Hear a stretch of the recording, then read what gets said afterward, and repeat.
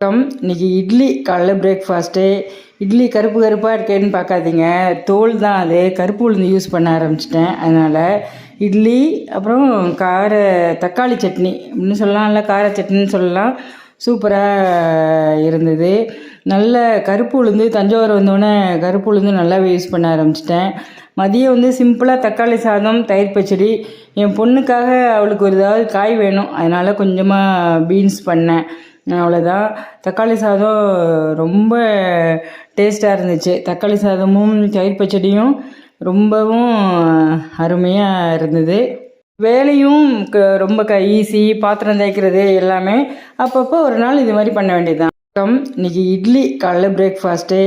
இட்லி கருப்பு கருப்பாக இருக்கேன்னு பார்க்காதீங்க, தோல் தான் அது. கருப்பு உளுந்து யூஸ் பண்ண ஆரம்பிச்சிட்டேன். அதனால் இட்லி, அப்புறம் தக்காளி சட்னி அப்படின்னு சொல்லலாம், இல்லை கார சட்னின்னு சொல்லலாம். சூப்பராக இருந்தது. நல்ல கருப்பு உளுந்து, தஞ்சாவூர் வந்தோடனே கருப்பு உளுந்து நல்லாவே யூஸ் பண்ண ஆரம்பிச்சிட்டேன். மதியம் சிம்பிளாக தக்காளி சாதம், தயிர் பச்சடி. என் பொண்ணுக்காக அவளுக்கு ஒரு ஏதாவது காய் வேணும், அதனால் கொஞ்சமாக பீன்ஸ் பண்ணேன். அவ்வளோதான்.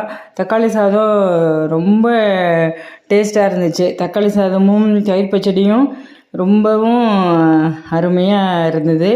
வேலையும் ரொம்ப ஈஸி. பாத்திரம் தேய்க்கிறது எல்லாமே அப்பப்போ ஒரு நாள் இது மாதிரி பண்ண வேண்டியது தான்.